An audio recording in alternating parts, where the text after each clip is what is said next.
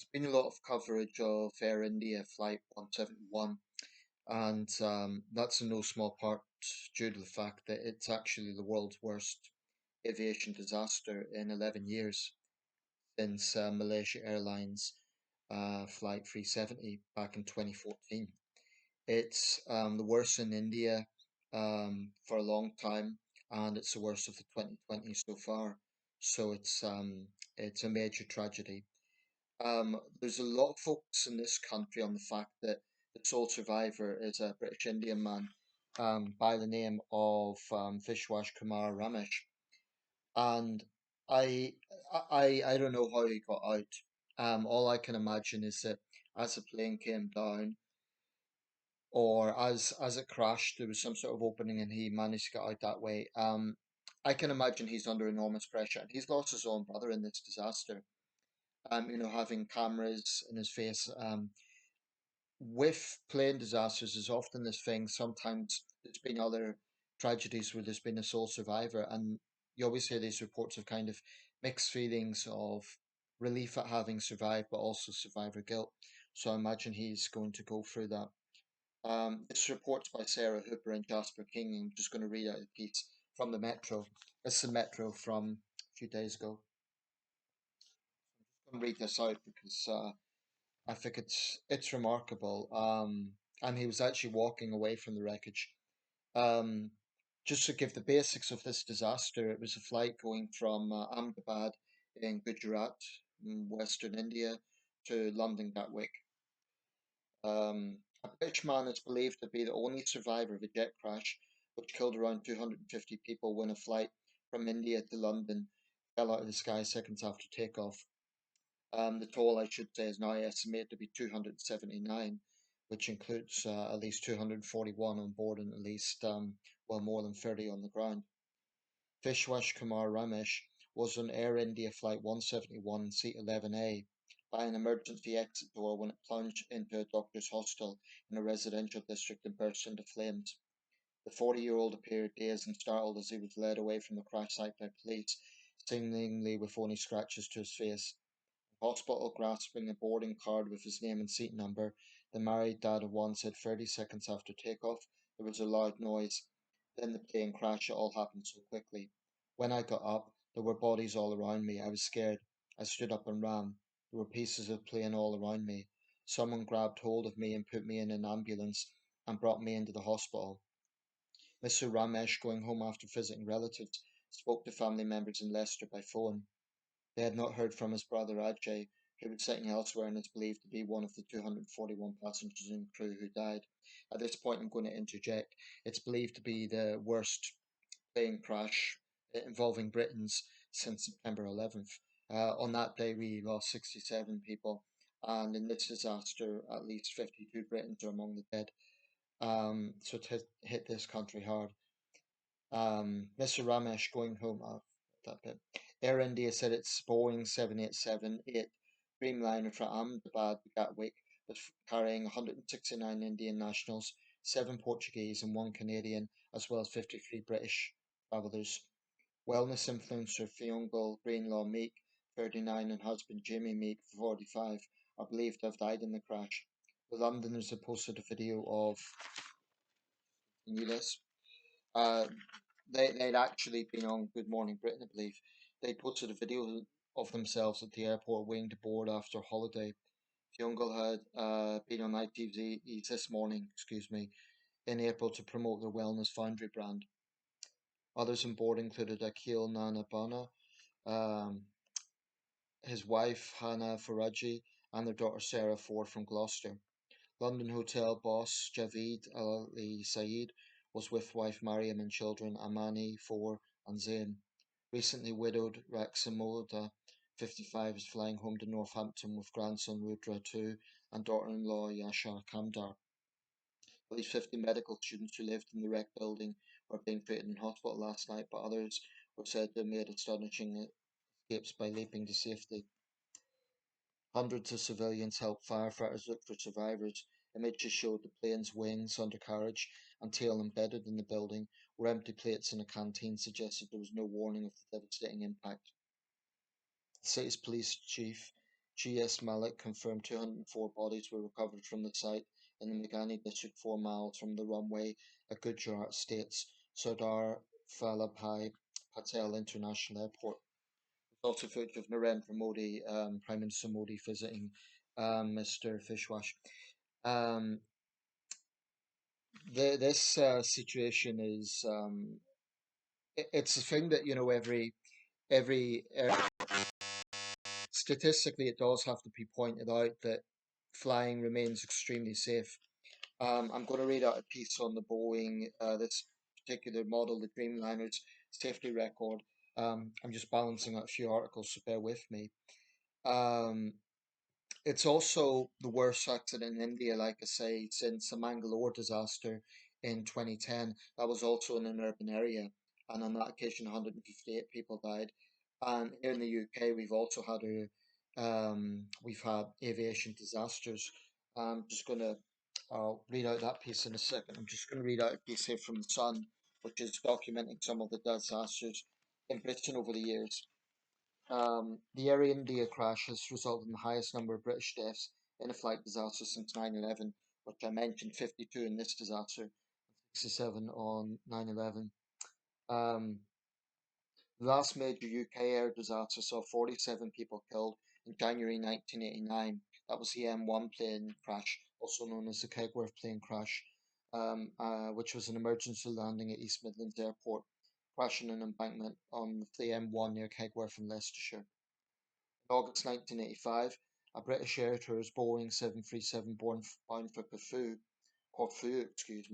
caught fire on the runway at Manchester Airport, killing 55 on board. This year will mark the 40th anniversary of that. The deadliest air crash in Britain, this is air crash, I'll just clarify that in a second, remains Sustained air disaster of 1972 when a BEA flight crashed on takeoff from Heathrow. All 118 people on board were killed. And in 1988, the Pan Am Flight 103 Lockerbie terror attack killed 43 British civilians, including 11 on the ground in the Scottish border town, out of a total of 270. I've been to the Lockerbie site. It's a very somber, poignant place, but that was a terrorist attack as opposed to an accident. Last night, a team of British Air crash investigators was being rushed to the crash scene in Ahmedabad, India, as various swirled about possible causes of the disaster. I'm going to go through what they're listing here. I should say, when this sort of thing happens, you get a lot of, let's say, armchair experts. I'm not going to say that I don't know what's happened, but I saw the footage and it's one thing I noticed was the plane definitely looked like it had a sort of drag. Now, I don't know what happened, but to me it looked like it just had a lack of power. It seemed like it was sort of hovering in the air and kind of gliding to the side and then just fell down. It looked a little bit like the Brazil plane crash last year when 62 people died, and that just kind of fell out of the sky. But this was even more, it was closer to the ground, and it almost looked like it was slow, like there was some problem with liftoff.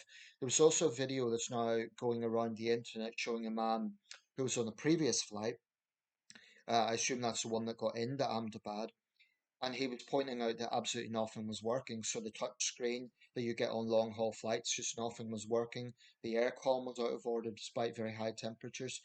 Now, to me, I'm no expert, but I've watched enough of aviation documentaries to assume that may indicate a lot of power in the overall system. So I think that may be the most plausible situation. I've no idea, of course. But this is for crash theories. The wing flaps in the wrong position. Video evidence suggests the flaps were restricted and landing gear down, which would have meant minimal lift and increased drag. One theory is the landing gear was stuck and pilots retracted the flaps to reduce drag, or the flaps were faulty, causing the plane to stall. A bird strike. A bird strike could have taken out both of the plane's General Electric engines. In 2021, a Dreamliner aborted takeoff in Mexico after bird flew into one of its engines. A study in 2018 found Ahmedabad Airport had a high potential of bird aircraft collision hazards. And I'll read out these two more, just another observation I would make. A mistake by one of the pilots. That's always a controversial thing, especially when they're deceased and they're not here to defend themselves. but investigators have to look at everything. The 7878 is highly automated with pilots making key decisions, but human error cannot be ruled out. There was a mayday from the cockpit. Captain Sumet Sabharwal, a trained flight instructor, had 8,000 hours experience and his co-pilot more than 1,000. So these were experienced pilots. Plane didn't use enough runway. Planes get less lift on a hot day due to lower air density, so need to go faster. Flight A Air India 171 took off in 40 degrees Celsius in an early afternoon sunshine. It suggested the amount of runway used was less than 2,000 meters, when a full plane on a hot day usually needs a runway of 2,500 meters. There could be something in that. Of those four, I think the first one seems plausible because it would tap into the other, just generally things not working on the flight. Now, long haul flight, you pay a lot of money, you expect things to work. To me, that would suggest there is some problem in overall system on the plane, which may lead to a bigger problem. I often watch with my father air crash investigation. I think it's billed as Mayday in Canada, but it's very interesting. It's also tragic seeing a lot of so many accidents were preventable. Um, Now, just to round this off, I'm going to read out a report from the Metro on the Dreamliner safety record.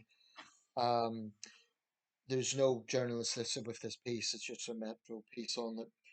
The crash was the first involving Boeing 787 Dreamliner and has heaped more scrutiny on the US aircraft maker. After entering service in 2011, the jets have carried more than 1 billion people on nearly 5 million flights. Described by Boeing as the best selling passenger wide-body of all time, more than 2,000 have been ordered by airlines, and the Dreamliner, flown by carriers including British Airways, Virgin Atlantic and TUI, had enjoyed an impeccable safety record until yesterday's tragedy. One operated by Ethiopian Airlines caught fire at Heathrow with no one on board in 2013. An investigation found it was probably caused by a short circuit. Boeing said last night it was working to gather more information about the Ahmedabad crash. Last year, it rejected claims about the aircraft's structural integrity from an in-house engineer. It said the issues raised were rigorously examined and it found the aircraft was safe to fly. Boeing had also faced criticism after crashes involving other models, including the 737 that crashed in South Korea 6 months ago, killing 179. In 2017, whistleblower John Barnett, who worked in quality control, went to the Federal Aviation Administration and alleged Boeing violated countless safety laws. He died in March. India has witnessed several deadly crashes in recent years. In 2020, pilot error was blamed for a crash in Kerala state, in which 21 people died. A decade earlier, 158 died when an Air India plane overshot a runway. That was the Bangalore disaster. Apparently, some of the relatives are still waiting for payouts from that disaster. Um, so I think it's very, very important to put things in context. Flying is still extremely safe.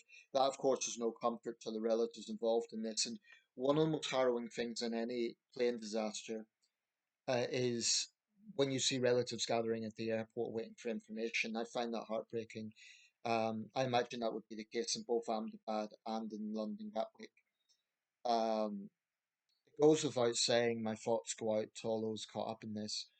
Um, but personally, I don't feel unsafe flying. My passport's out of date anyway, so I need to update that. But I hope they can resolve what happened here so it doesn't happen again.